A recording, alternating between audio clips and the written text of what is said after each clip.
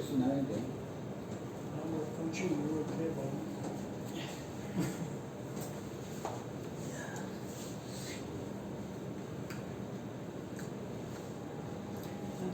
Quer apagar a luz aí para apagar? Não, acho que é melhor assim que os bichos, olha lá, tem uma Vai pra lá. Vai pra lá. boca, os mosquitos vai pra lá. Verdade. Se pousar ali, você já viu como é que eu fico, né?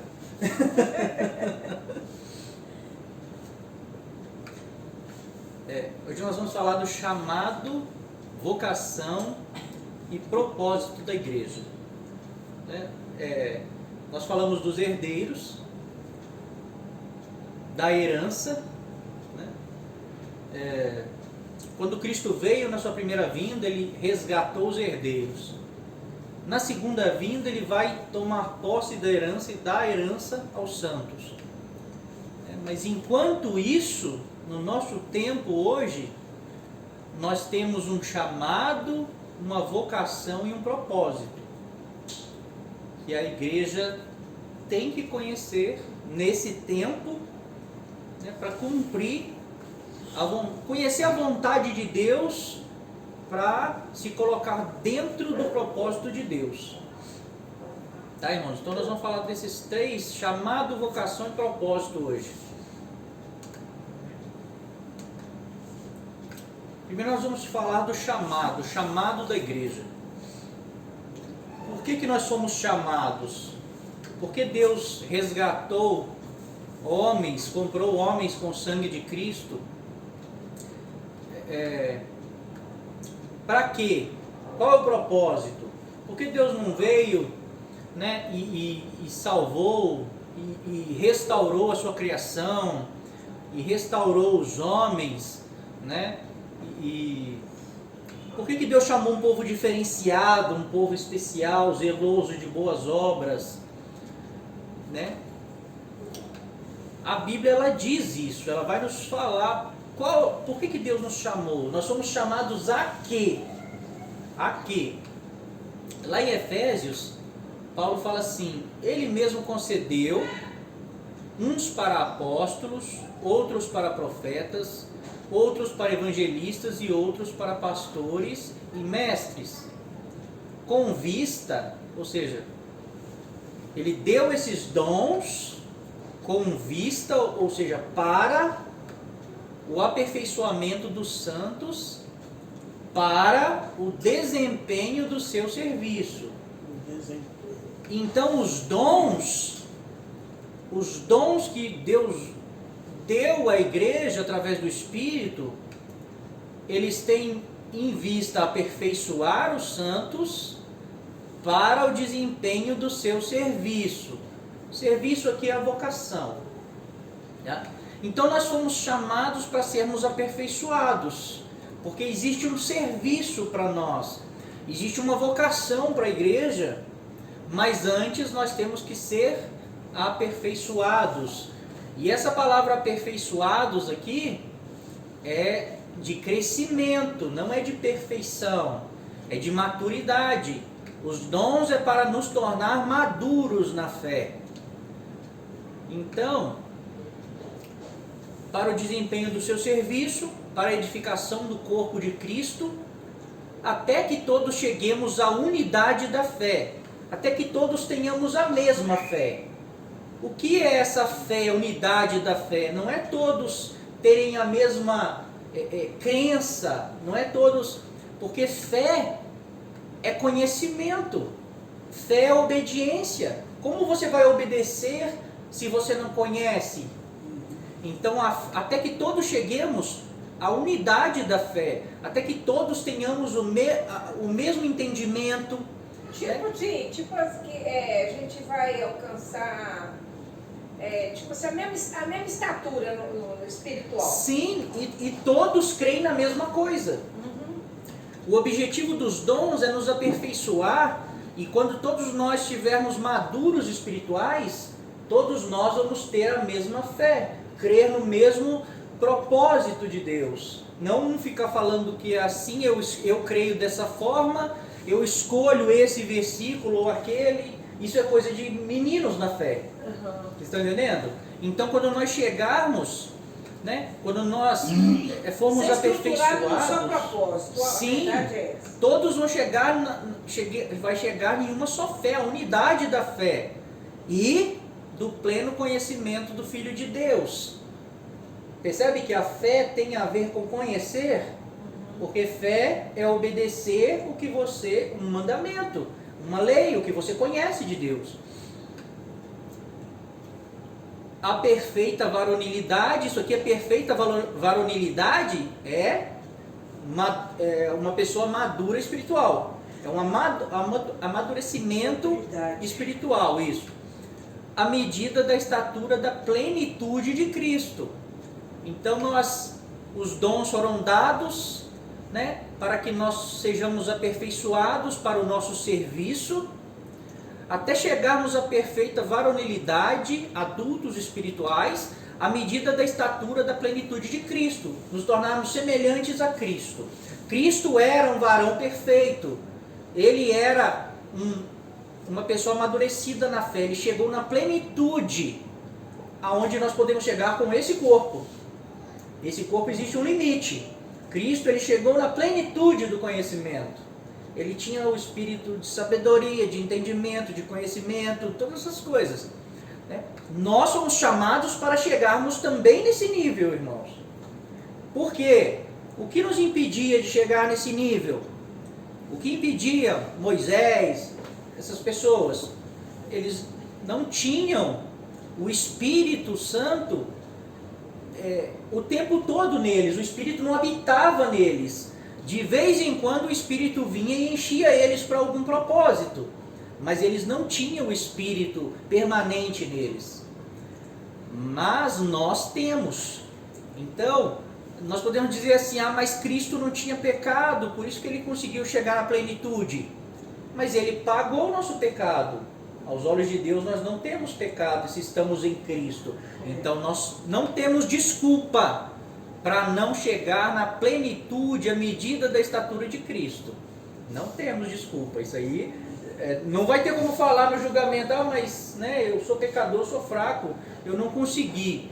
Não tem desculpa. Cristo proveu tudo para nós. Lá em 2 Coríntios, Paulo fala assim, ora, o Senhor é o Espírito, e onde está o Espírito do Senhor, aí a liberdade. E todos nós com o rosto desvendado, contemplando como por espelho a glória do Senhor, nós que temos o Espírito, somos transformados de glória em glória na sua própria imagem.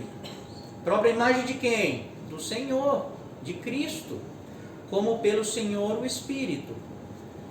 Então os irmãos percebem que nós fomos chamados para sermos conforme a imagem de Cristo. Nós somos chamados para crescer, o Espírito foi derramado em nós, os dons foram distribuídos para que toda a igreja amadureça espiritualmente.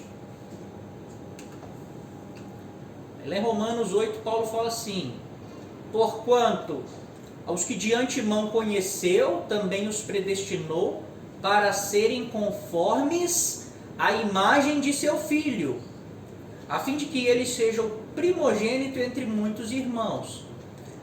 Então nós fomos predestinados, chamados para sermos conforme a imagem de Jesus. Esse é o chamado da igreja, é se tornar semelhante a Jesus. É cada dia de glória em glória, como diz o texto de Coríntios, de glória em glória, estamos sendo transformados na imagem de Jesus.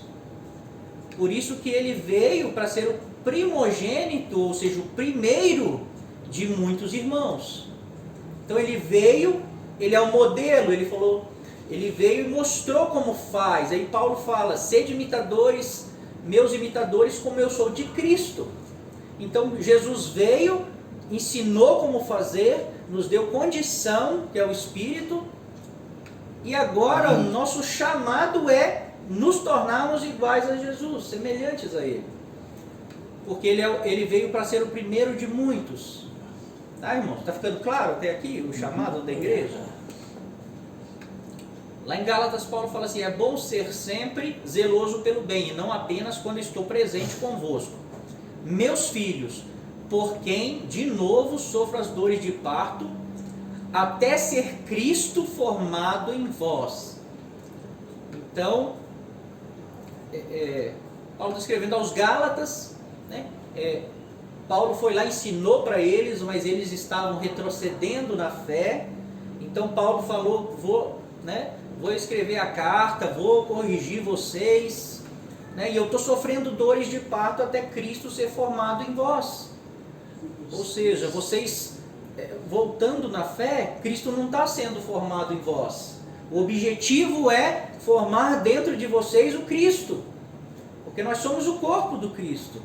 Então nós temos que nos tornar semelhante ao Cristo. Nós temos que deixar o Cristo ser formado dentro de nós. Tá bom, irmãos? Porque nós nascemos de novo. Então Cristo começa a ser gerado, formado em nós, até chegarmos à plenitude, até chegarmos à perfeição, tá?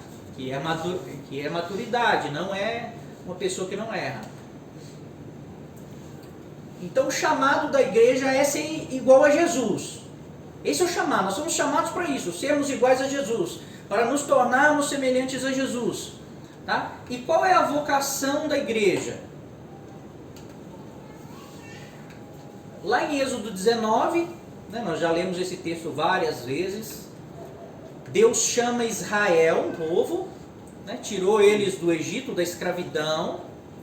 Deus chama eles no Monte Sinai e fala assim: agora, pois, se diligentemente ouvirdes a minha voz e guardardes a minha aliança, então sereis a minha propriedade peculiar dentre todos os povos, porque toda a terra é minha. Vós me sereis um reino de sacerdotes.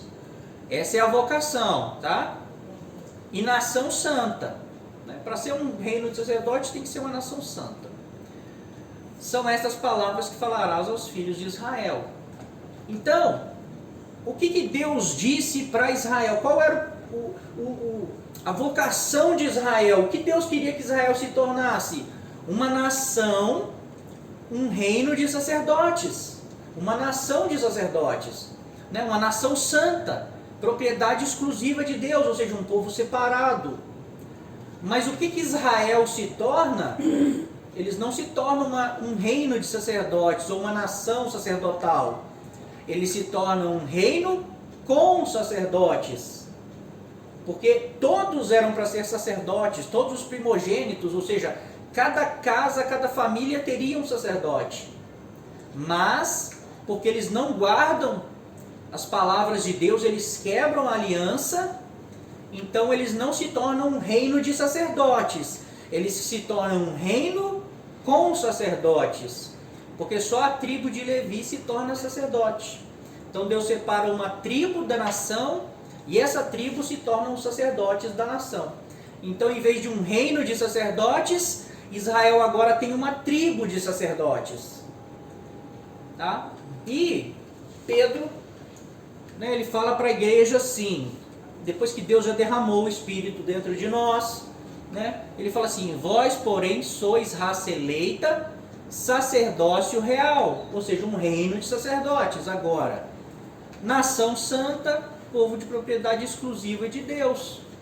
Então o propósito que Deus tinha com Israel, que era fazer deles um reino de sacerdotes, mas eles se tornaram um reino com sacerdotes, agora esse propósito está se cumprindo na igreja. Agora a igreja é um reino de sacerdotes, porque todos são sacerdotes. Essa é a vocação da igreja, um reino de sacerdotes.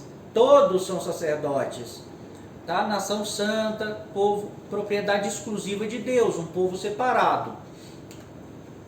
Aí Pedro fala assim: também vós mesmos, como pedras que vivem, sois edificados casa espiritual, para serdes sacerdócio santo, a fim de oferecerdes sacrifícios espirituais agradáveis a Deus por intermédio de Jesus Cristo.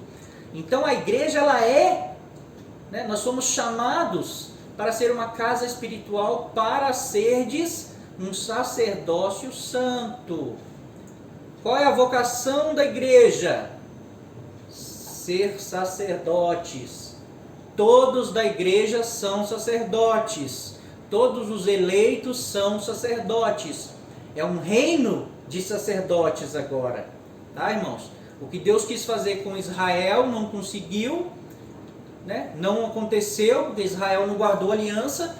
Está cumprindo na igreja. Um reino de sacerdotes. A fim de oferecer sacrifícios espirituais agradáveis a Deus. Aí Paulo também fala assim: rogo-vos, pois, irmãos, pelas misericórdias de Deus, que apresenteis o vosso corpo por sacrifício vivo. Quem oferecia sacrifícios? Os sacerdotes. Santo e agradável a Deus, que é o vosso culto racional. Só os sacerdotes, irmãos, deixa eu ver se eu cliquei. Só os sacerdotes eles podiam oferecer sacrifício a Deus. Então o povo, quando eles queriam perdão de Deus, eles traziam a oferta até o sacerdote. O sacerdote fazia o sacrifício. Quando o povo queria agradecer a Deus, fazer uma oferta a Deus, eles não podiam chegar diante de Deus. Eles traziam para o sacerdote e o sacerdote oferecia a Deus. Então, era o sacerdote que oferecia os sacrifícios. Mas Paulo fala assim que nós temos que oferecer o nosso corpo como um sacrifício vivo. E isso é o nosso culto racional. Como era o culto de Israel? Hoje no nosso culto tem louvor, tem testemunho, tem todas essas coisas. Mas o culto no início, no tabernáculo, o culto era sacrifício. A pessoa ia lá com a sua oferta e entregava na mão do sacerdote. E o sacerdote sacrificava a Deus. Isso era o culto a Deus. Não tinha louvor. Depois Davi introduz o louvor. Mas antes não tinha. Era isso, era um sacrifício. Eram sacrifícios. Né? Só que Paulo está falando assim que agora nós que somos o sacerdócio de Cristo, que nós temos que apresentar o nosso corpo como um sacrifício. Né? Naquela época sacrificavam os animais para ofertas de paz, né? Para agradecer a Deus por qualquer coisa, também ofertavam animais.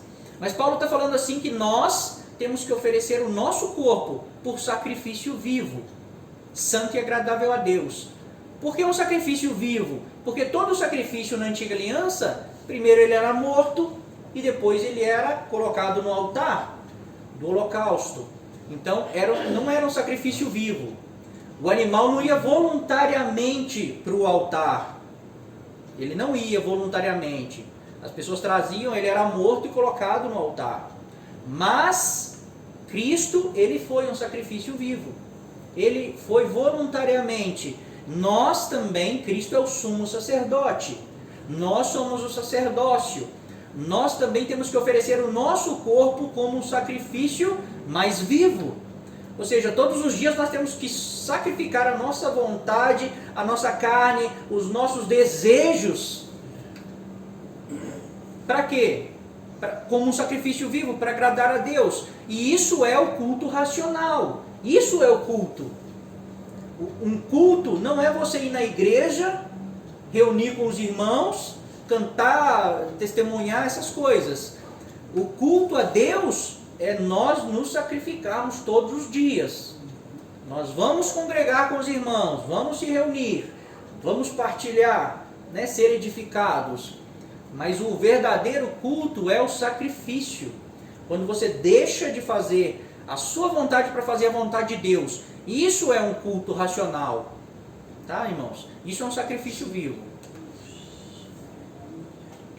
Aí lá em Hebreus fala assim: por meio de Jesus, pois ofereçamos a Deus sempre sacrifício de louvor, que é o fruto de lábios que confessam o seu nome. Ou seja, sacrifício de louvor é os lábios confessarem o nome do Senhor. O que é confessar? Não é falar, eu creio em Jesus. É crer de verdade, é fazer tudo o que Ele mandou. Isso é confessar Jesus.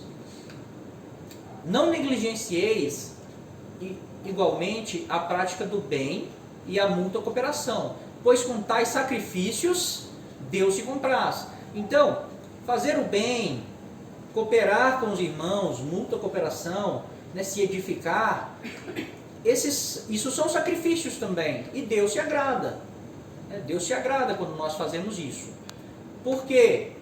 Nós somos o sacerdócio.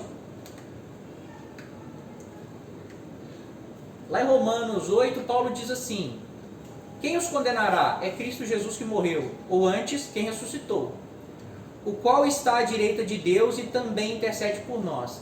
Qual era a função do sacerdócio? Dos sacerdotes? Era interceder. O povo queria ter acesso a Deus, mas não podia. Eles tinham que ir até o sacerdote. Quem ia até Deus? O sacerdote. Então o povo ia até o sacerdote e o sacerdote oferecia a oferta a Deus. Então o sacerdote, ele era um intercessor dos homens e Deus. Nós hoje, Cristo ele está à direita de Deus intercedendo por nós. Cristo é o sumo sacerdote. Nós somos o sacerdócio. Quem tem que interceder pelos homens? Somos nós. Os homens não têm acesso a Deus. Eles não têm acesso ao santo lugar. Somente o sacerdócio. Eu vou mostrar a imagem aqui, vai ficar mais claro, irmãos. Então Cristo, hoje ele está no céu fazendo o quê? Intercedendo. Ele está fazendo o papel de sumo sacerdote. Aí Paulo ensina para nós assim: antes de tudo, pois exorto que se use a prática de súplicas, orações, intercessões, ações de graças em favor de todos os homens. Então nós, Cristo ele está intercedendo por nós no céu, mas nós temos que interceder por todos os homens. Por quê? Deus quer que todos os homens se salvem. Está na continuação desse texto que eu não coloquei. Então quem tem que interceder pelos homens, pelo mundo, é a igreja. Nós somos chamados para ser sacerdotes. Nós somos chamados para interceder pelos homens. Tá, irmãos? Lá em Mateus, Jesus vai ensinar a orar. Ele fala assim: portanto, vós orareis assim. Isso é uma oração do sacerdote. Pai nosso, né? Não é Pai meu. Percebe que aqui não é uma oração para individual.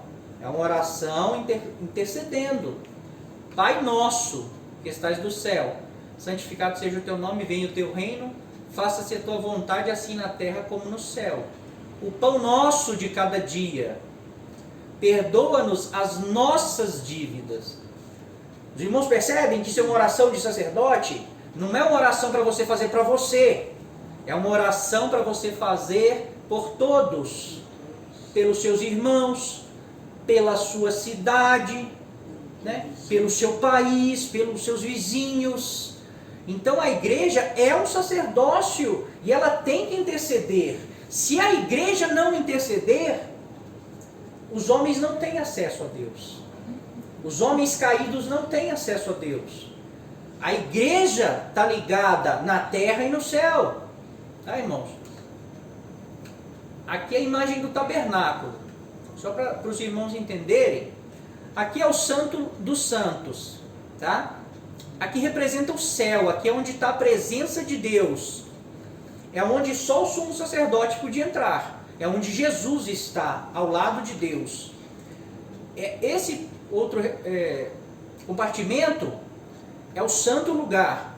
É onde os sacerdotes entravam e faziam o seu serviço. Então eles acendiam as lâmpadas, cuidavam dos pães, acendiam incenso, que é a oração dos santos. Então os sacerdotes eles trabalhavam aqui dentro, tá? No santo lugar. Mas aqui eles não entravam, só o sumo sacerdote podia entrar. Mas nessa imagem aqui, irmãos, também existia essa parte externa aqui, ó, que era o átrio. E o sacerdote ele trabalhava aqui também. Então o sacerdote trabalhava aqui, fazendo os sacrifícios, e ele trabalhava aqui dentro, no santo lugar, intercedendo pelo povo. Tá? Então o que isso aqui representa? O átrio representa a terra, onde estão os homens. O santo lugar, ele representa as regiões celestiais, que é onde a igreja está. Porque nós, né, temos agora uma natureza espiritual também. que é o Espírito de Deus. Então aqui dentro nenhum homem podia entrar, só os sacerdotes. E aqui no Santo dos Santos representa o céu, onde Deus está. Então no céu só o sumo sacerdote entra. No Santo dos Santos, que é as regiões celestiais, Paulo fala que onde é a nossa luta, né? Ele fala assim, a nossa luta não é contra a carne nem sangue, ou seja, não é contra os homens, mas é contra os principados e potestades nos lugares celestiais. Então a igreja, os eleitos, eles são o sacerdócio, e só a igreja pode entrar aqui e interceder pelos homens. Assim, todos os judeus podiam entrar aqui, ó. Eles podiam ficar aqui. Eles não podiam fazer a função, eles não podiam sacrificar animais, isso eles não podiam fazer, mas eles podiam estar aqui. Então o sacerdote ele fazia o seu ofício no meio dos homens, né? Que representa aqui a terra. Mas ele também tinha um ofício aqui, ó, que era no santo lugar, onde só o sacerdote pode entrar, tá? E aqui são lugares espirituais. E aqui representa o céu, como eu já disse. Tá bom, irmãos? Então, quem liga os homens à terra, a Deus, são os sacerdotes. Eles pegam a oferta, eles vêm e eles entregam aqui, na presença de Deus. Tá? Deus recebe, a fumaça sobe, vem aqui para a arca, tudo isso aqui é o ofício sacerdotal. Nessa configuração aqui, no templo do tabernáculo, essa cortina separava o santo lugar do santo dos santos.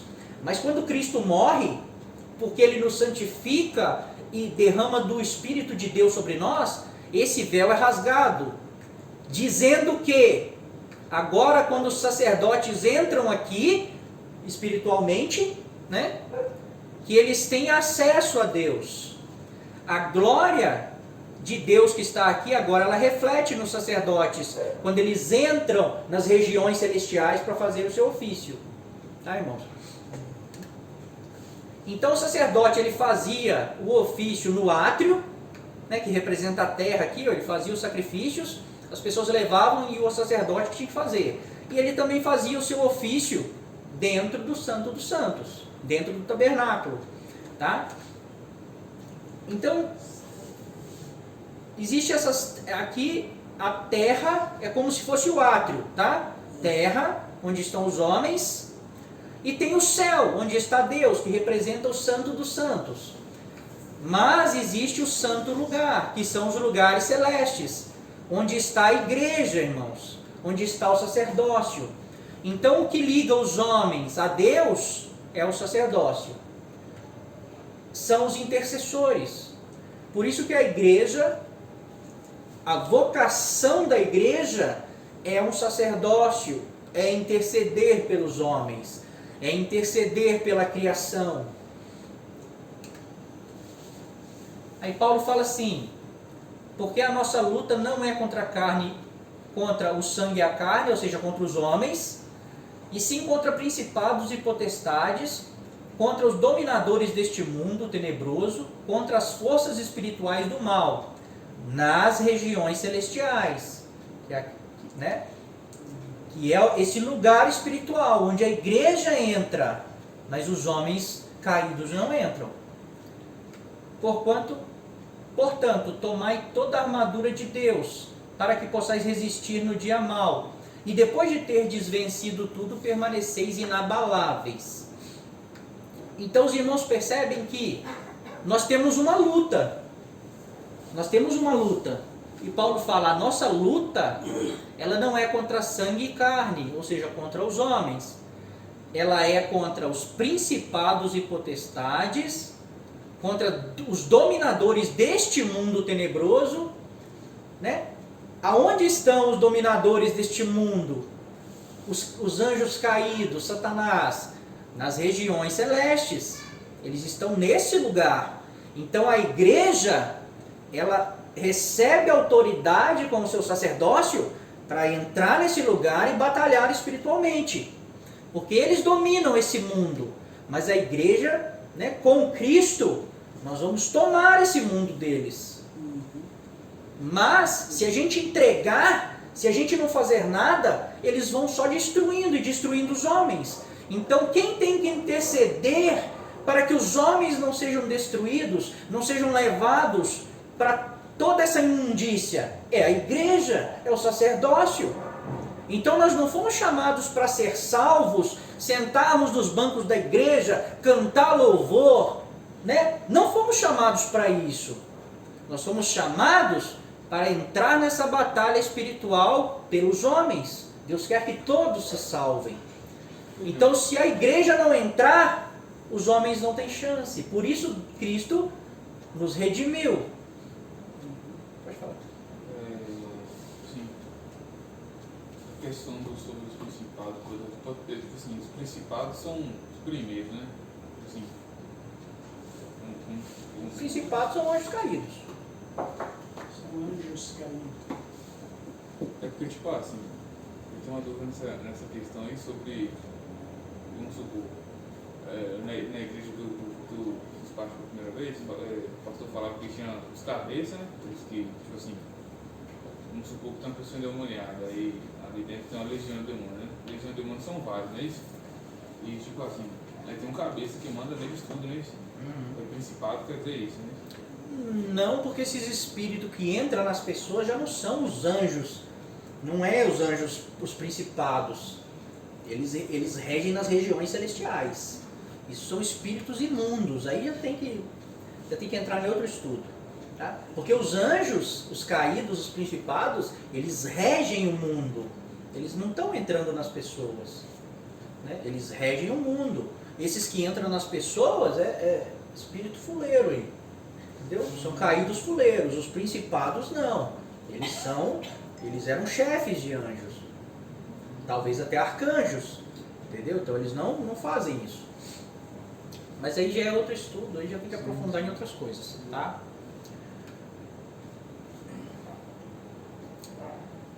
Então, essas regiões aí celestes tipo assim, é o mundo então, né? Aqueles homens que estavam no mundo, que não conhecem a Deus. não, o mundo, a Terra é aqui, tem a Terra, Sim, né? Ó, tem a Terra, onde nós estamos. Isso, é. Os principados e potestades, eles reinam aqui, ó, nos lugares celestes. Não é no céu, Sim, tá? Nos lugares celestes. É daqui que eles dominam tudo. É daqui que eles influenciam os homens, que eles comandam. Tá? Eles estão aqui, eles não estão lá no inferno, como algumas pessoas dizem. Nós fomos resgatados para também entrar nesse lugar agora e lutar contra essas forças. Né? O reino do céu está vindo, mas ele já resgatou os herdeiros. Então os herdeiros já têm um coração de sacerdote, eles já têm um ofício sacerdotal e eles têm que interceder. E a intercessão é batalha espiritual. Então quando você intercede por alguém, por uma alma que seja, né, se o mundo espiritual quer destruir ela, existe uma batalha. Por isso que nós temos que ter as armaduras celestiais. Tá? Então o sacerdócio é isso. Entrar nesse lugar espiritual para a batalha.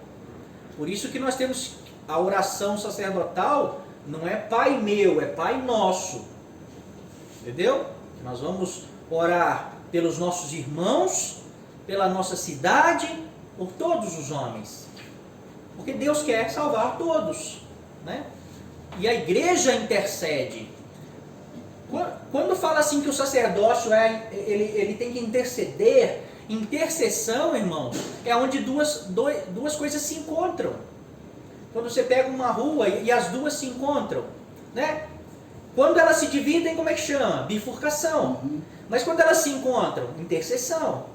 Então, nessas regiões celestiais é onde o céu e a terra se encontram. Então a igreja, ela tem acesso à terra e ela tem acesso ao céu. Ela é a intercessão. A igreja foi chamada para interceder. Assim como Cristo, o sumo sacerdote, intercede também do céu.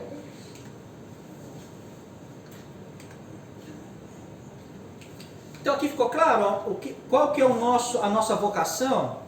A nossa vocação é um sacerdócio. Para quê? Para interceder pela criação, para interceder pelos homens.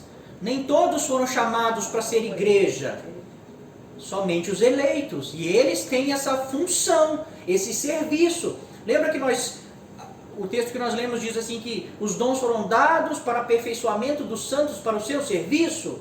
É o sacerdócio, tá, irmãos? Então, quando nós oramos a Deus, geralmente nós oramos para nós. Pai, me abençoa, seja comigo, me guarda, guarda a minha família, né? Isso é uma oração. Mas uma intercessão, que é o que nós devíamos estar fazendo, não nós, mas toda a igreja, é orar por todos os homens, é orar pela cidade. Esse é o ofício sacerdotal, essa é a vocação da igreja, é orar pelo nosso ministério, pelos nossos vizinhos, orar pela criação de Deus, por tudo. É interceder pela terra, é interceder ao céu pela terra, porque existe uma realidade espiritual, né? Existe uma realidade espiritual que são promessas que foram feitas por Deus, que são nossas, mas a gente tem que trazer elas para a terra, a gente tem que transformar elas em realidade. Como? Intercedendo, sendo sacerdócio. Irmãos, eu tenho certeza que se a igreja inteira começar a interceder pela cidade, que esses dominadores que dominam aqui a nossa cidade, os espíritos que dominam a nossa cidade, se todo mundo entrar na batalha espiritual como sacerdotes, que nós vamos começar a vencer essa batalha e as pessoas vão começar a ser libertas. E Deus vai começar a usar de nós para resgatar as pessoas. Mas não existe intercessão. Então, quando Deus quer chamar alguém, Deus tem que revelar para a pessoa. Porque a igreja não intercede, então a igreja também não evangeliza. Vocês estão entendendo? Igual Deus chamou Wesley. Ninguém foi lá pregar para ele. Ninguém foi lá. Deus teve que revelar, Deus teve que fazer o nosso trabalho e trazer o Wesley para perto dele. Por quê? Porque a igreja não está fazendo a sua vocação. Por que ela não está fazendo a sua vocação? Porque ela não está se tornando a semelhança de Jesus. Ela não está sendo aperfeiçoada para o seu serviço. Então a igreja nem sabe qual é a sua vocação. A igreja acha que eu fui chamado para ser salvo, e eu vou na igreja, e eu sento no banco, e eu canto louvores, e eu tento não pecar, né? É isso. Eu ouço a palavra, a igreja acha que foi chamada para isso. Não é nada disso. Não tem nada disso, irmãos. A igreja foi chamada... Eu faço isso, eu prego e tal. Sim. Isso tem que Com lutar, certeza. fazer tantas coisas. Aí é o que era para o homem fazer, é Jesus que está fazendo. o que era para os homens fazer, que eles não estão fazendo, Deus faz, porque a obra de Deus não para. A obra de Deus não para. Se não tiver ninguém para fazer, ele manda um anjo, e o anjo vem e faz, né? Por exemplo, os irmãos sabiam, porque eu já falei isso aqui, que os dons eles cessaram na terra durante um tempo.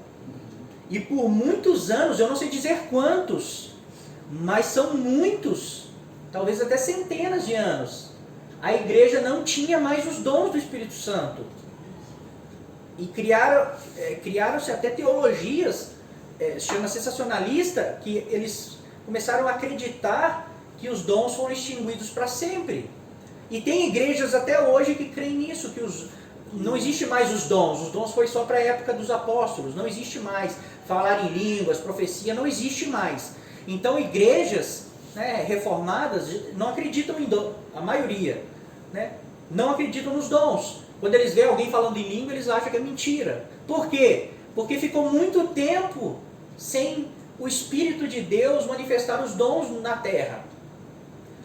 Então, irmãos, se os dons de Deus, que é dado pelo Espírito Santo, ficou talvez até centenas de anos sem se manifestar na terra, e os crentes não tinham os dons, eles não tinham revelação, eles não tinham profecias, eles não tinham línguas, por muitos anos, muito tempo. E Deus veio né, lá na rua Azusa, Deus veio e derramou novamente o Espírito Santo. E começou um avivamento. Há pouco tempo começou um avivamento e as pessoas voltaram a ter os dons do Espírito Santo. Né? Mas, considerem isso, se o Espírito Santo não derramava mais os dons, as pessoas não tinham mais os dons, será que no nosso tempo agora, será que as pessoas não têm a revelação da Escritura? Né? Porque a gente pensa assim, ah não, tudo isso que você está falando aí, o que o irmão está ensinando, não, a igreja, o pensamento é outro, nós vamos para o céu mesmo, né? Por que Deus não mostrou isso antes para nós então? Mas no princípio eles criam nisso. A igreja primitiva cria em tudo que a gente está falando. Mas foi perdido, assim como os dons foram perdidos. Mas o Senhor veio e restaurou. Agora o Senhor está restaurando o chamado, a vocação e o propósito da igreja. Os irmãos entendem que assim como se os dons cessaram, se os dons, né, por muito tempo não se manifestou, não é difícil, irmãos, que a revelação da verdade das Escrituras também o Senhor esteja revelando agora. Que por muitos e centenas de anos, a igreja não tinha a clara revelação da verdade das Escrituras. E agora está sendo restaurado, como há poucos anos atrás foi restaurado os dons do Espírito. Os irmãos estão entendendo o que eu estou dizendo? Se os homens conseguiram perder os dons do Espírito, que é dado de graça, imagina a revelação das Escrituras, que nós temos que se empenhar para entender. Para o Senhor revelar para nós, nós temos que ler e conhecer. Então, qual que é o propósito da igreja? Lá em Salmos 19, 119 e 160, está escrito assim: a soma da tua palavra é a verdade, e cada uma das tuas justas ordenanças dura para sempre. Esse texto eu citei no estudo passado. O salmista está dizendo assim que a soma da palavra de Deus é a verdade. E é isso que foi perdido, irmãos. É isso que está perdido na igreja. Porque cada igreja crê de uma forma. Tem igreja que crê que os dons não existem. Tem igreja que Deus são fluentes nos dons. Tem igreja que é só unção, tem igreja que é só conhecimento. Então, e cada igreja pensa de uma forma. Cada igreja pegou parte da palavra e pegou para si como verdade. Tem igreja que crê que a lei tem que ser guardada. Tem igreja que crê que não, a lei foi abolida. Tem igreja que crê que o reino é na terra, tem igreja que crê que o reino é no céu. A soma da palavra de Deus é a verdade. Só que a igreja não está somando a palavra. Cada um pega o que lhe convém e diz que aquilo é verdade. Mas se não soma com tudo, não é a verdade. Então é isso que tem que ser restaurado, irmãos. Isso tem que ser restaurado na igreja. A soma da palavra. Nós temos que descobrir a verdade da palavra, mas não tem como descobrir a verdade da palavra se cada igreja quiser defender os seus ensinamentos. Se todos não abrirem o coração para a palavra e começar a somar tudo na palavra, a igreja não vai conhecer a verdade. A verdade está perdida, o evangelho foi perdido. Assim como os dons foram perdidos, mas Deus restaurou, o evangelho Deus está restaurando agora, porque foi perdido. Por isso cada igreja prega de uma forma. Tá, irmãos? Lá em Hebreus 5, o escritor de Hebreus escreve assim: porque devendo já ser mestres, pelo tempo ainda necessitais que se vos torne a ensinar quais sejam os primeiros rudimentos das palavras de Deus. E vos haveis feito tais necessitados de leite, e não de sólido mantimento. Porque qualquer que ainda se alimenta de leite, não está experimentado da palavra da justiça, porque é menino. Mas o mantimento sólido é para os perfeitos.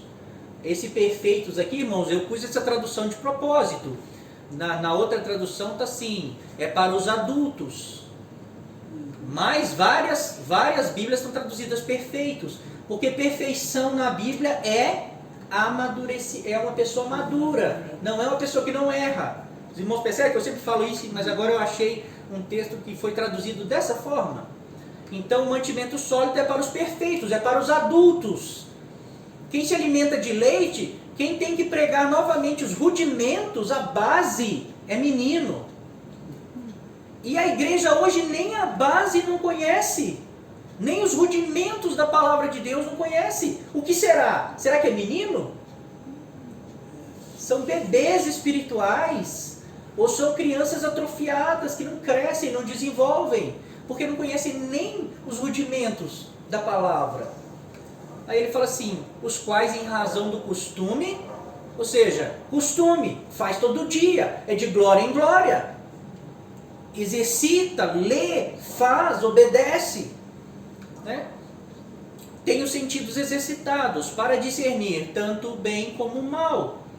O que falta na igreja? Discernimento.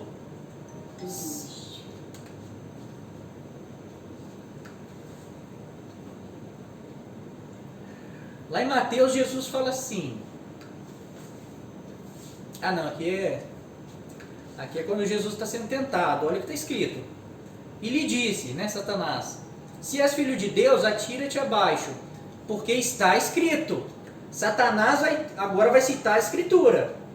Ele usa a Bíblia, tá? Ele conhece as escrituras.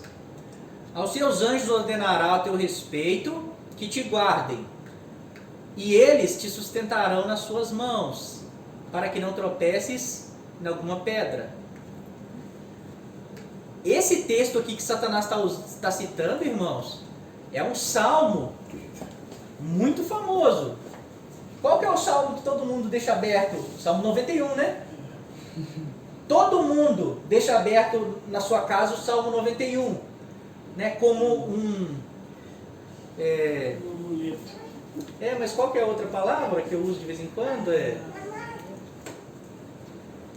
Como se fosse uma superstição, uma fala, algo que vai protegê-los, né? Oi? Costume, eu já vi mesmo. Sim, então as pessoas abrem o Salmo 91. Como um escudo, né? Oi? Como um escudo. Sim, e eles acham que o Salmo 91 aberto vai protegê-los. Mas o próprio Satanás, ele usa o Salmo 91 para fazer as pessoas caírem. Ele usou o Salmo 91 para fazer Jesus errar. Os irmãos percebem que como a igreja está perdida, como a igreja não... Né? Aí, ele usa o Salmo 91. Ele fala assim, não, pula daqui que está escrito lá no Salmo 91. Né? Que os anjos vão te segurar se você tropeçar. Sim. Aí respondeu-lhe Jesus, também está escrito, não tentarás o Senhor teu Deus. Isso aqui que Satanás disse, está escrito? Tá. Satanás, ele citou as escrituras? Citou. É a palavra de Deus? É. Mas está certo o que Satanás está dizendo? Não. Porque a interpretação que ele fez não soma com toda a palavra. Porque realmente está escrito, se você tropeçar, os anjos, né, te tomarão pela mão. Mas também está escrito, não tentarás o Senhor teu Deus. Então se eu chegar a cair, os anjos vão me segurar. Mas se eu pular, eu estou tentando a Deus e esse salmo não me guarda. Verdade. Essa questão de não tentar o seu Deus, isso sempre me intrigou muito. Tipo assim, o que significa tentar a Deus? É esse sentido que ele falou ali agora. É você estar aqui em cima dessa mesa e falar, vou pular aqui. E Exato. Deus vai me salvar. Exatamente. É isso. Eu vou pular porque está escrito que os anjos vão me segurar.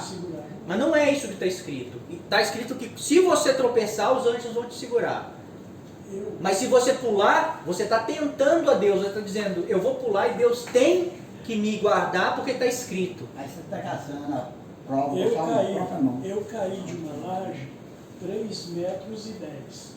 O rapazinho chegou perto de mim e falou assim, você está bem, moço? Eu estou. Você crê que eu senti um anjo te segurando? Falou desse jeito comigo. Eu falei, creio. Né? Não quebrei nada nem nada, porque o anjo do Senhor mesmo me segurou. Mas se você tivesse Mas pulado, eu- você tinha se quebrado todo. Mas eu não Não, se você tivesse pulado, você tinha se quebrado todo. tinha quebrado. Né? Sim. Você Mas eu entendeu? vou ensinar. Então, irmãos, está escrito, está, mas também está escrito. Isso é a soma da palavra. A soma da palavra é a verdade. Não é cada versículo é a verdade. Não é cada texto é a verdade. A soma é a verdade. Tá? Exemplo. Lá em Romanos, Paulo diz assim: porque o pecado não terá domínio sobre vós, pois não estáis debaixo da lei, e sim da graça. Então Paulo está dizendo que nós não estamos debaixo da lei, não tem lei para nós, porque nós estamos debaixo da graça. Aí o mesmo Paulo vai dizer lá em Romanos 3, anulamos, pois, a lei pela fé? De maneira nenhuma, antes estabelecemos a lei. Percebe que é contraditório? Lá ele fala que nós não estamos debaixo da lei, mas aqui ele fala que nós, pela fé, estabelecemos a lei.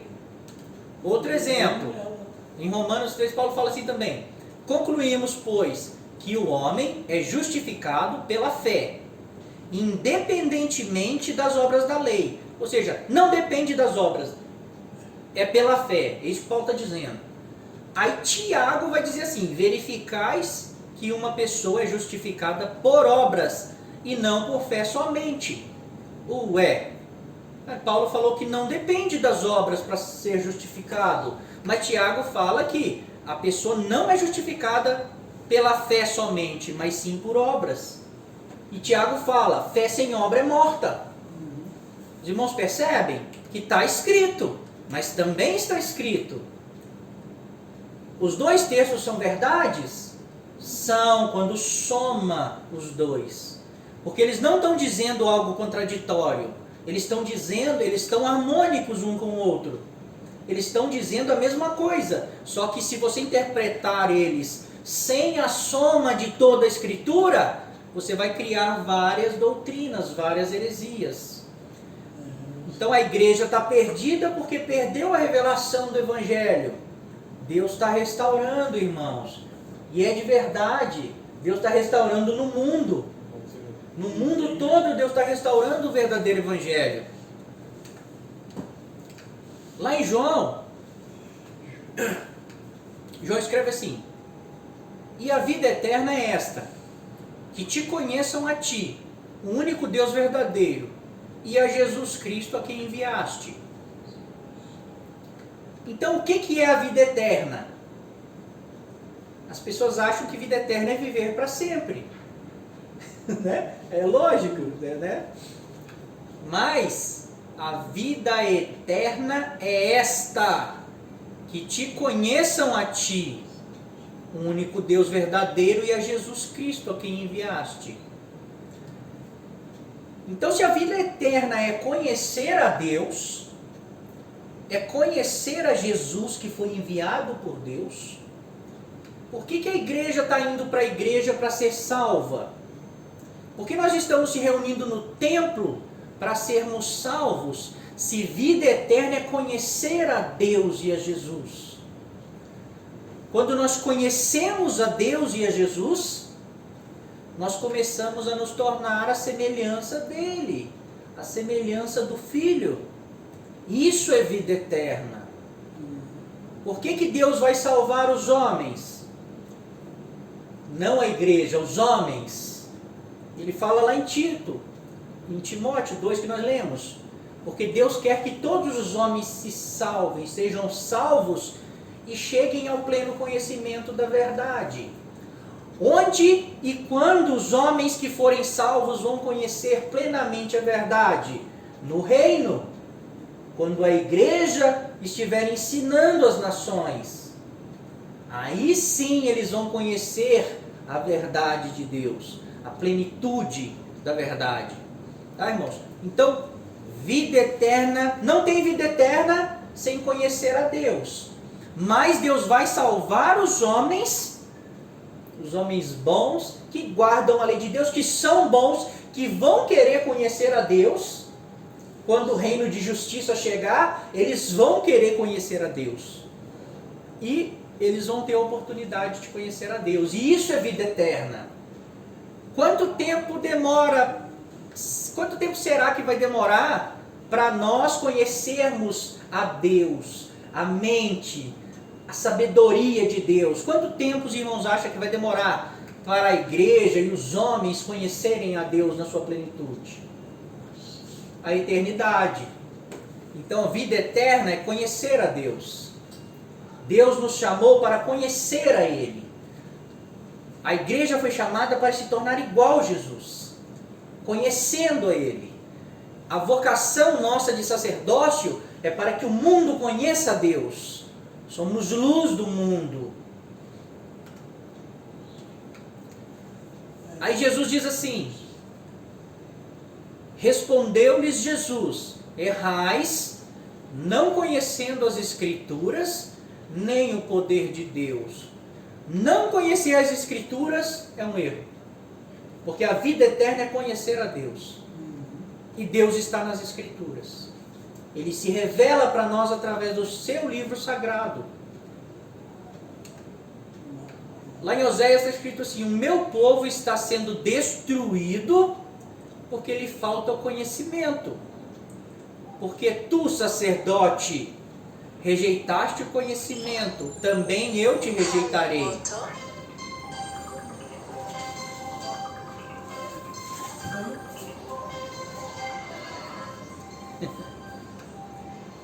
Para que não seja sacerdote diante de mim, visto que te esqueceste da lei do teu Deus, também eu me esquecerei de teus filhos. O povo está sofrendo e está sendo destruído porque lhe falta o conhecimento. Porque o sacerdote, ele rejeitou o conhecimento de Deus. E por isso ele não vai mais ser sacerdote diante de Deus. Agora, nós somos o sacerdócio, irmãos. Nós somos os sacerdotes. Será que essa palavra aqui vale para nós? Para a igreja? O povo de Barão de Cocais, ele está sendo destruído, porque os sacerdotes rejeitaram o conhecimento de Deus. O ofício que nós devíamos estar fazendo de interceder, não estamos fazendo, porque não estamos conhecendo a Deus. Os irmãos estão entendendo?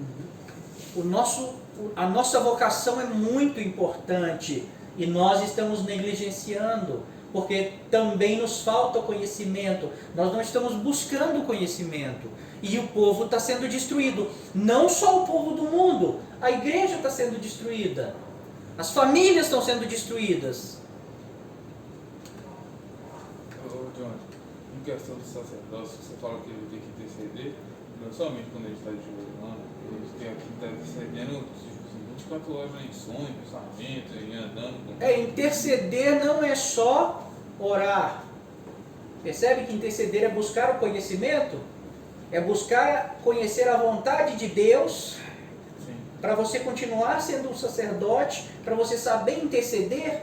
Como que o sacerdote vai interceder pela terra, pela criação de Deus, se ele acha que Deus, quando Jesus vier, vai destruir isso tudo e vai levar o povo embora?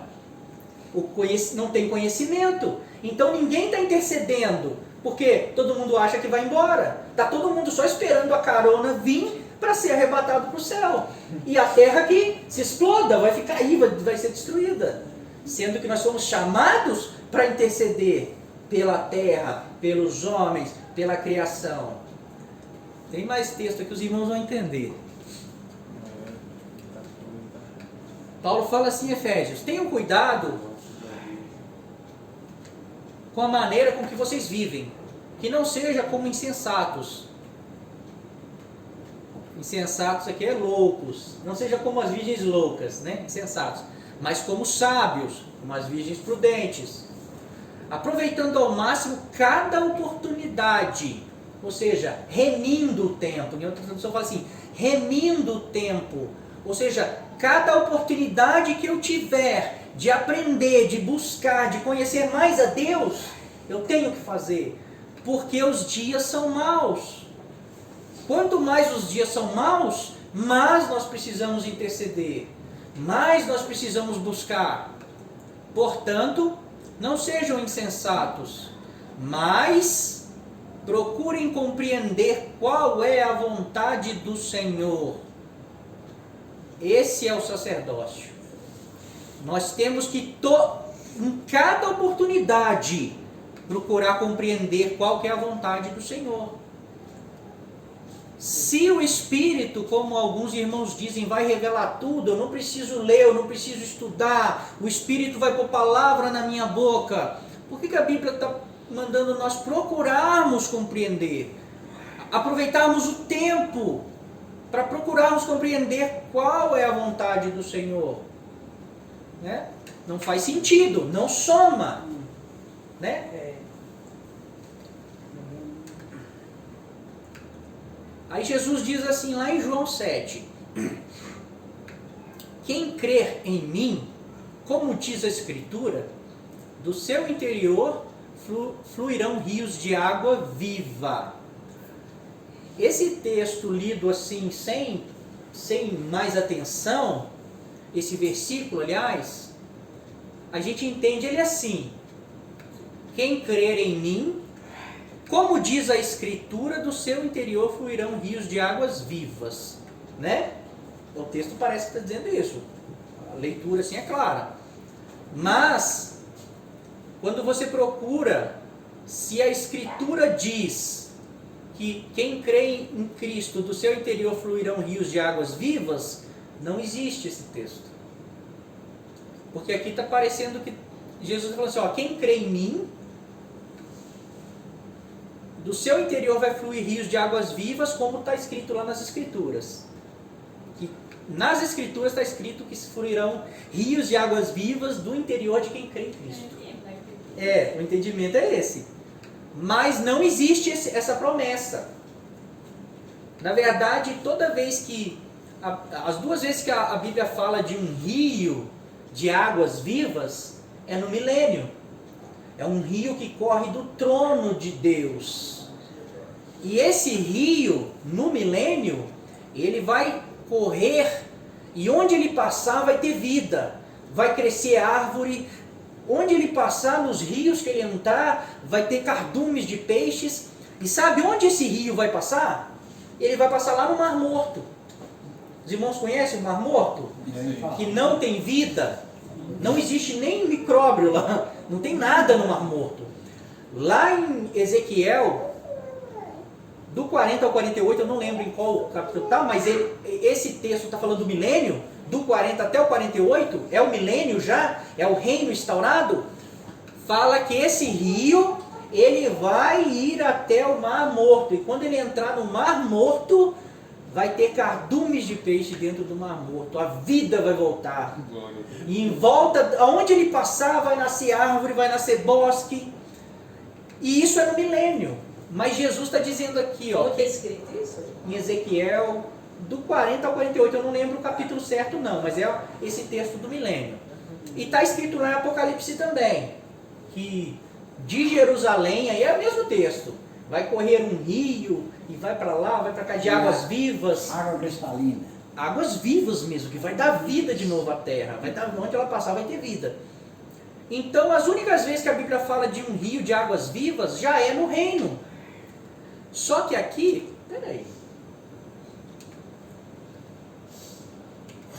Eu tinha mudado esse texto, eu tinha colocado ele maior.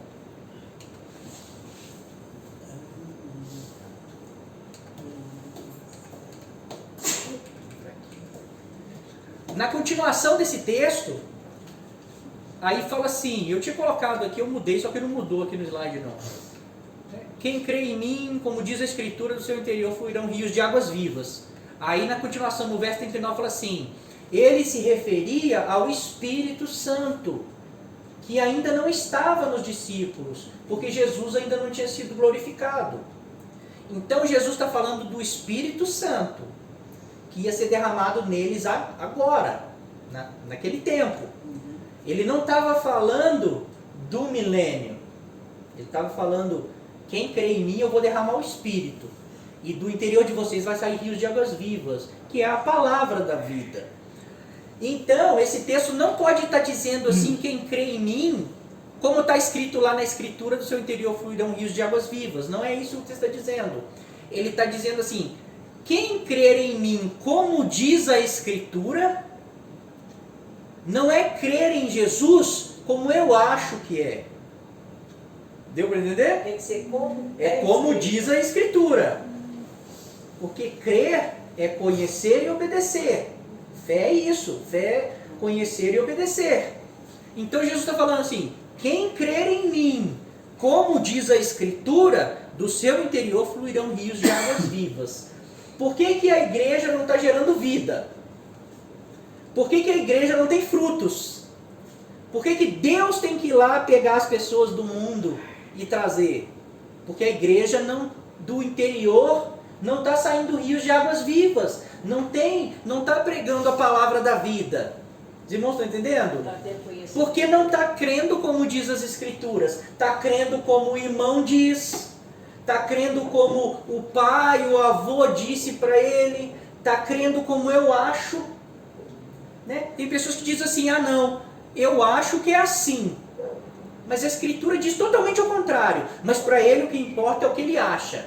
E tem pessoas que dizem, não, eu sinto isso. Eu sinto no meu coração, Deus me fez sentir assim. Mas não é como diz a escritura. Porque o coração do homem é enganoso. Muitas vezes, Deus me revelou algum fundamento das escrituras, mas como que foi? Eu li alguns textos, não entendi, e Deus me revelou como era. E ele falou assim, esse texto está falando a isso, e ele liga com outro texto. E o que eu fiz? Fui conferir se é o que está escrito, como diz as escrituras. Porque o meu coração é enganoso. 90% das vezes, quando eu ia conferir na escritura, é Deus mesmo que revelou. Era o Espírito de Deus que estava revelando. Porque estava escrito. E estava escrito como o Senhor me disse que era. Mas já teve vezes de eu achar que era o Espírito me revelando, e quando eu fui ler não estava escrito daquela forma. Então eu não guardo. Mesmo que eu senti que no meu sentimento era certo, no meu sentimento era lindo. Às vezes o irmão prega, é lindo, fala assim, nossa, faz todo sentido, eu creio. Mas você está crendo como diz a Escritura? Está escrito lá? Os irmãos estão entendendo? Então, quem crê em mim, como diz a Escritura, do seu interior fluirão rios de águas vivas. Então a pessoa está crendo que vai para o céu. Eu bato muito nessa tecla, né? A pessoa está crendo que vai para o céu e que tudo vai ficar aí, nada disso aqui presta, o mundo não presta. Deus fez e disse que é bom, mas nós dizemos, não presta. Né? Aí, se tudo isso vai ser destruído, se as pessoas que não estão na igreja vão ir para o inferno mesmo, então por que eu vou ficar me esforçando? Por que eu vou ficar pregando para as pessoas serem boas, para elas fazerem boas obras? Por que eu vou interceder? Se o que eu acho, o que eu entendo, o que eu creio é que eu vou embora, eu vou deixar isso aqui tudo, eu não sou desse mundo. Mas, se você crê como diz a Escritura, você sabe que Deus vai salvar pessoas. Que nós somos luz do mundo, não luz da igreja. Então eu tenho que interceder pelas pessoas. Ainda que eles não vão para a igreja, mas Deus pode salvar através da minha intercessão. Não porque eu posso salvar alguém, mas Paulo fala, né? Eu prego para ver se posso salvar alguns. Mas é lógico que é através de Cristo que está sendo formado em nós. Tá, irmãos? Eu não sei se foi em Gálatas, no certo agora, sobre a parte que eu vi que Deus ele comprou a todos por Jesus. Né? Então se ele comprou a todos, significa que ele vai salvar a todos? Porque Não. eu tô falando, Deus é Não, mistério, né? Deus comprou só a igreja, só os eleitos, Ah, tá. com o sangue de Cristo. Mas, Os que nós vamos ler um texto aqui que, através da morte de Cristo, Deus reconciliou o mundo consigo.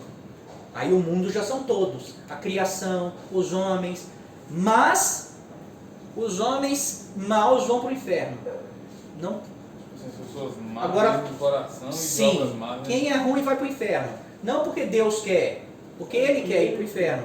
Porque existe uma lei impressa no nosso coração, Romanos 2. As pessoas sabem o que é bom e o que é mal.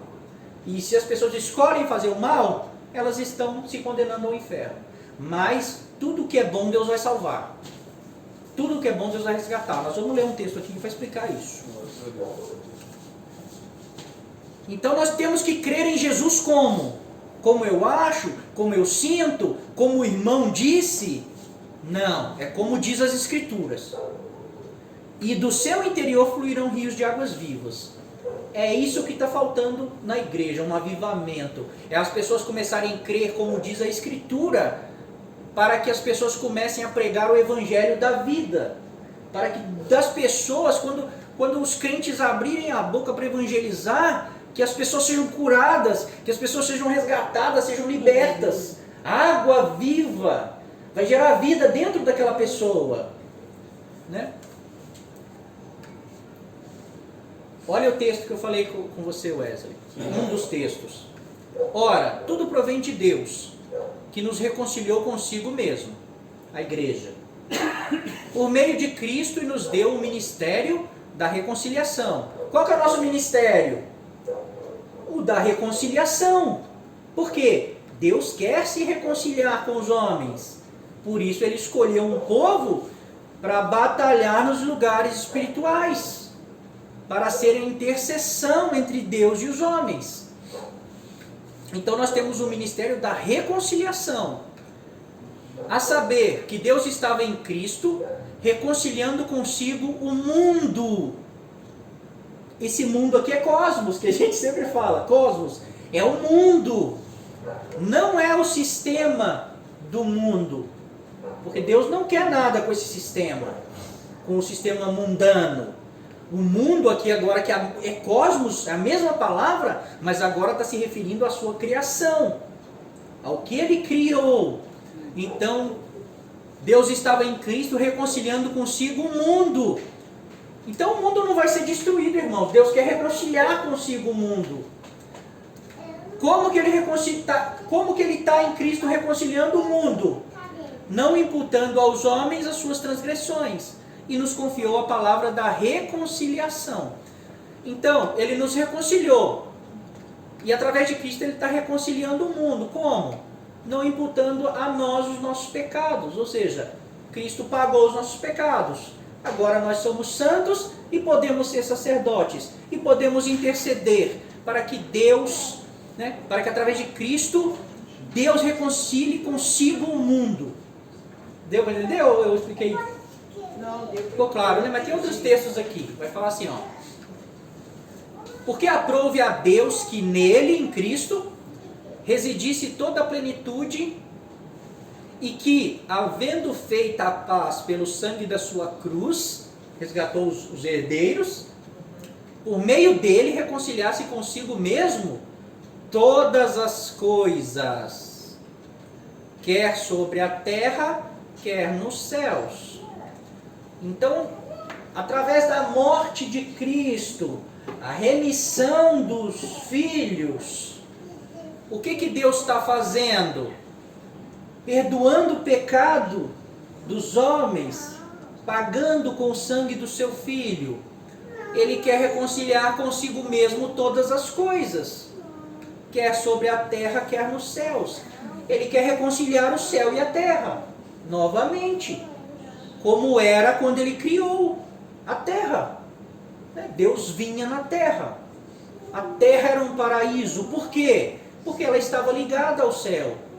Mas foi desligado. Mas agora Deus está querendo reconciliar de novo o céu e a terra, através de Cristo e da igreja. Tá? Olha outro texto que fala bem claro. desvendando-nos o mistério da sua vontade. Então Deus revelou o que Ele quer, a vontade dele. Ele tem uma vontade, segundo o seu beneplácito que propuser em Cristo. A vontade de Deus, de fazer convergir nele, em Cristo, na dispensação da plenitude dos tempos, que é no fim, quando Cristo vier, todas as coisas. Percebe que o texto é igualzinho ao outro? Tanto as do céu como as da terra. Então a vontade de Deus é que em Cristo o céu e a terra se unam novamente. Porque convergir é unir. É os dois se encontrarem em um ponto. Aonde o céu e a terra se encontram? Em Cristo. Quem é Cristo? É a igreja. O sacerdote, ele faz o seu ofício na terra, mas ele também vai nos lugares celestiais, entrar nessa batalha e buscar o céu. Então a intercessão é a igreja. No fim, em Cristo, que nós sabemos quem é Cristo, o cabeça e o corpo, o céu e a terra vão se unir, vai convergir. Ele vai convergir na plenitude dos tempos, o que é a igreja? Ou todas as coisas, como ele disse no texto passado, as do céu e as da terra. Os irmãos percebem? É muito claro. A vontade de Deus é reconciliar céu e terra, é unir céu e terra. Não quer dizer que o céu vai descer para a terra, o céu de Deus. Quer dizer que a terra vai fazer parte do céu, porque o reino do céu vai vir. Né, irmãos? Aí Paulo fala assim, porque a nossa luta, nós temos uma luta. Né? Nós temos uma luta. Não é ir para a igreja, sentar no banco, ouvir a palavra e ir para casa. Tocar o instrumento. Né? Não é isso. Porque a nossa luta não é contra carne e sangue, sim contra os principados e potestades, contra os dominadores deste mundo. Esse mundo jaz do maligno, deste mundo tenebroso, contra as forças espirituais do mal nas regiões celestes. Então nós temos que entrar no santo lugar e batalhar contra os principados desse mundo. Essa é a vocação da igreja.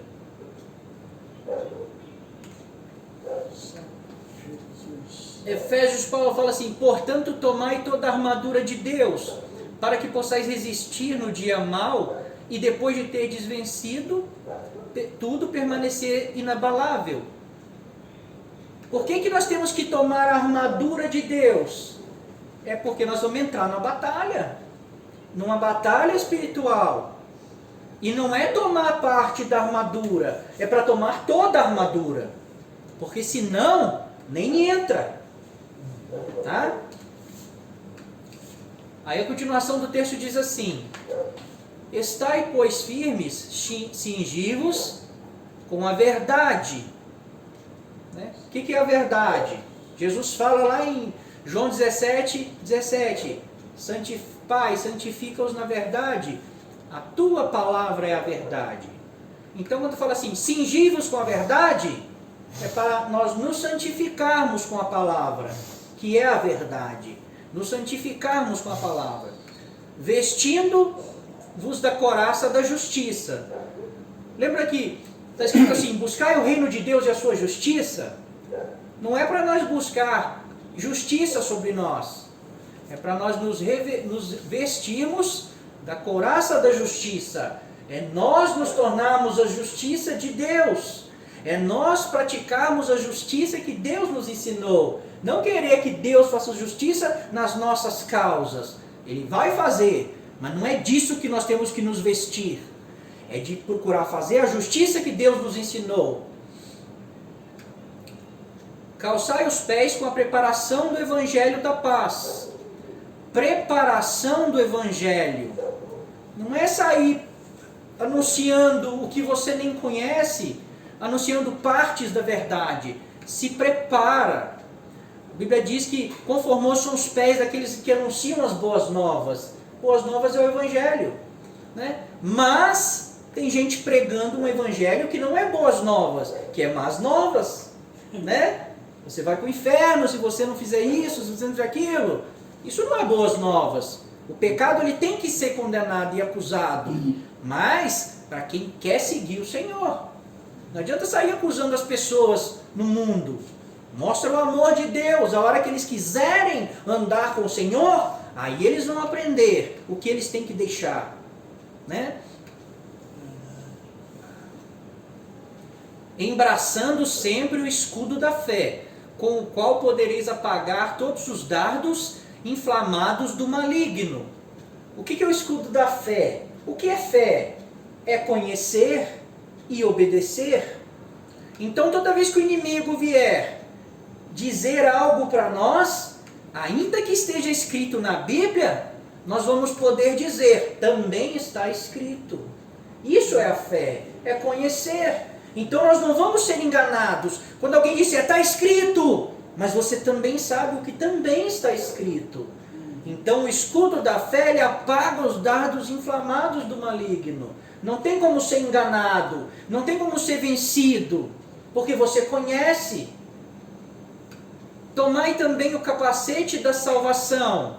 Paulo fala assim lá em Romanos 12. Não vos conformeis com este mundo, mas transformai-vos pela renovação da vossa mente, para que podeis compreender qual é a boa, perfeita e agradável vontade de Deus. Então, o capacete da salvação é nós deixar que Deus, através do seu Espírito, da sua palavra, Ele transforme a nossa mente, Ele nos renove todos os dias, para que nós conheçamos a sua vontade, nós conheçamos a boa, perfeita e agradável vontade de Deus. Se você conhece a boa, perfeita e agradável vontade de Deus, você não vai se colocar na forma do mundo, você não vai andar como o mundo, porque você sabe que a promessa para nós é muito maior, que o sofrimento do tempo presente não pode se comparar com a glória que há de ser revelada em nós. E a espada do Espírito, que é a palavra de Deus. Então a palavra, ela é a verdade, ela que nos santifica, mas é ela também que nós usamos para batalhar nas regiões celestiais. Tá, irmãos? Então, toda a armadura de Deus é isso aqui. Tá? É se revestir de tudo, da justiça de Deus que está na lei de Deus. Como eu vou conhecer a justiça de Deus? Conhecendo a lei de Deus. Como eu vou me vestir, né? Me cingir com a verdade? Conhecendo a palavra, deixando ela me santificar de glória em glória. Como eu vou lutar contra Satanás? Conhecendo o que Deus disse, pela renovação da mente, pela esperança. E usando a palavra, a espada do Espírito, que é a palavra, para libertar as pessoas, para quebrar as correntes, né? Para entrar nessa batalha, vencer nas regiões celestiais, interceder pela terra, pelos homens. E fim. Pega a espada. Quando ficou bom, acabou. Mas os irmãos percebem? Entender o nosso chamado, que é nos tornarmos semelhantes a Jesus. Vai nos aperfeiçoar para exercermos a nossa vocação, que é o sacerdócio santo, que vamos interceder pelos homens, pela criação, que vamos trazer as realidades do céu para a terra já nesse tempo. A Bíblia diz lá em Hebreus 6 que os poderes do mundo vindouro já estão aqui. Esse mundo jaz de Satanás, jaz do maligno. Mas existem os poderes do mundo vindouro, que é o reino, mas que já estão aqui entre nós. E que nós, que podemos chegar no santo lugar, nas regiões celestiais, já temos esse poder. Nós já podemos transformar a realidade do céu para a terra. Só que a igreja não está fazendo. Os irmãos entendem? Todo mundo dormia. Exatamente. Depois não desceu. Então, É, entender essas coisas vai trazer um avivamento na igreja. E Deus está revelando isso para nós. Ele está restaurando o evangelho, assim como um dia ele restaurou os dons. Ele está restaurando agora o evangelho de Cristo. Não o evangelho da prosperidade, o evangelho da hipergraça, que você não precisa fazer nada, Deus já fez tudo, você não tem missão, é só ficar lá tranquilo e Deus vai te salvar. Isso. mas em tudo isso, quem pode vir aqui fazer uma proposta aqui de 10 mil? Né? Aí Deus vai mandar chuva com vontade para você. Oh meu Deus, eu me dei tanta risada hoje disso, o cara falando isso. Ah, meu Deus. É muito triste, né? É tão Só louco. porque era para